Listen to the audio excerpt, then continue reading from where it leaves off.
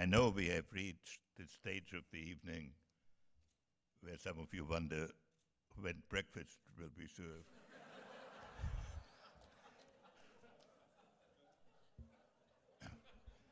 It's a really great privilege for me to be able to make some comments about Brent and his achievements. I've had the good luck of being able to witness a great deal of it, and participate in a little of it. And I'd like to make a few points. When you read about crises, or when you see crises described in movies, there are a lot of people running around, picking up telephones, shouting into them, and you see hyperactivity. In the crises that I have seen, it gets very quiet.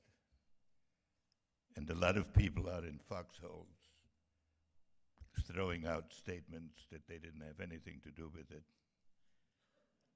And it's essential then that a few people calmly try to do a number of things. One, to find out what the situation really is. Second, to develop a course of action. Third, to define some objectives. Fourth, to ask some fundamental questions, such as, what are we trying to accomplish here? Now, the indispensable aspect to our country has been that Brent has performed this role in crisis for nearly 50 years in our society. When you read about the period of the end of the Nixon presidency, to conduct affairs when the authority of the president was being challenged every day, and a major adversary might perceive opportunities to act,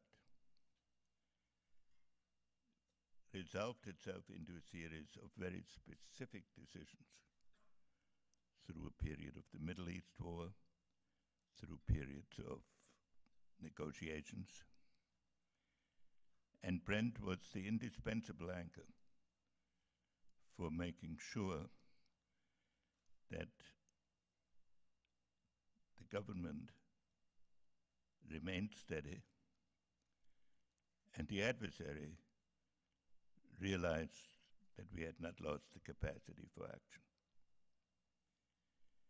And when I think back to the period at the collapse of the Soviet Union, today it looked inevitable.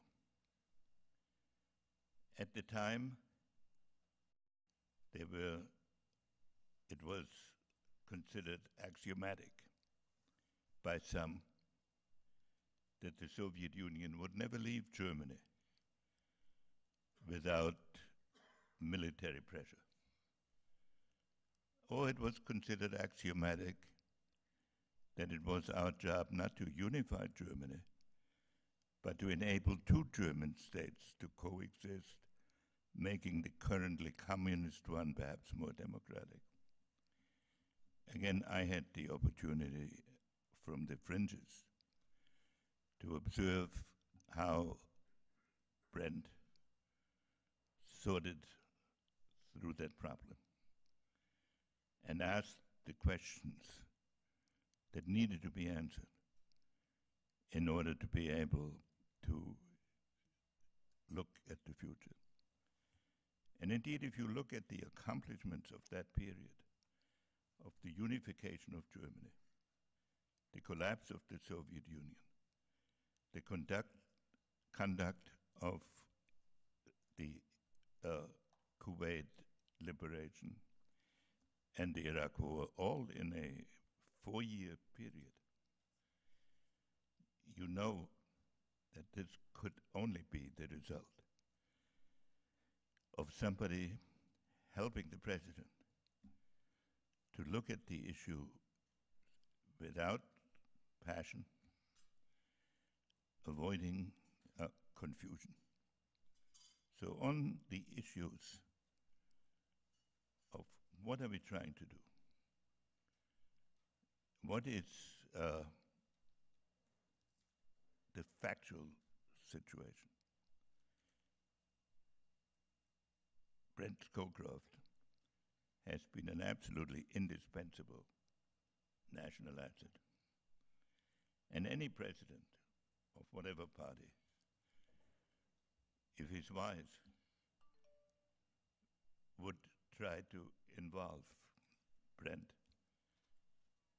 in some fashion to get a sense of the feasible and also a sense of the absolute necessity of any leader, which is to take a society from where it is to where it hasn't been. There are many concrete things one could say about Brent, but the fundamental contribution to our society has been his ability to act as a kind of conscience, as a focal point